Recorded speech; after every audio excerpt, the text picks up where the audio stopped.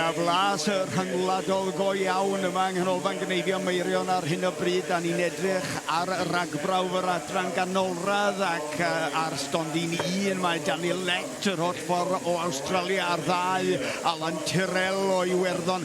Gwenno Evans, y ferch sydd wedi treulio llawer o amser yn Zeland Newydd ac Awstralia yn Cneifio sydd yn hannu o Geredigion yn y canol yn Cynrychioli Cymru. Thomas Scott wedyn ar 4 o'r Alban, ar 5 Chris Leigh o Loegr, Andy Corrigan yn y pendraw ar 6 o Iwerddon. Felly dyna chi flas o'r line-up yma ar gyfer yr rhagbrawf yma o'r adran ganolradd. Mae yna 4 o wyn yn y gorlan erbyn hyn ac mae'r cyflymdra ac mae'r her yn cynyddu.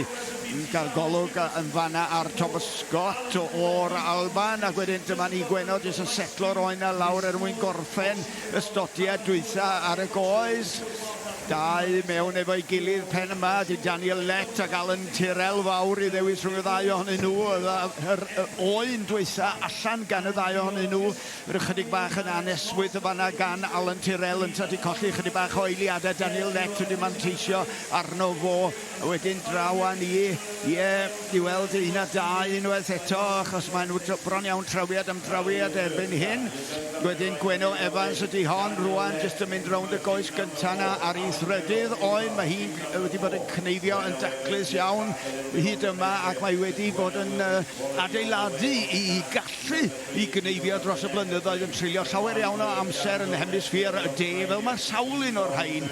Mae cneifio draw yr ochr arall y byd na yn denu y bobl ifanc yma a maen nhw'n dod oddi yna yn ôl yma i Gymru gyda profiad anferthol. Ond dyna chi y cyfle yma am heddiw bore yma beth bynnag ydi Daniel Lett, fel o'n i dweud, yr holl ffordd o Awstralia. Gawn ni weld pwy fydd yn gorffan nesaf ato fo. Ac wrth gwrs mae yna lawer iawn mwy o feirniadu i ddigwydd lawr yn y gorlan gefn cyn bod ni'n gwybod pwy sy'n mynd i fod yn trwodd i'r rownd nesaf.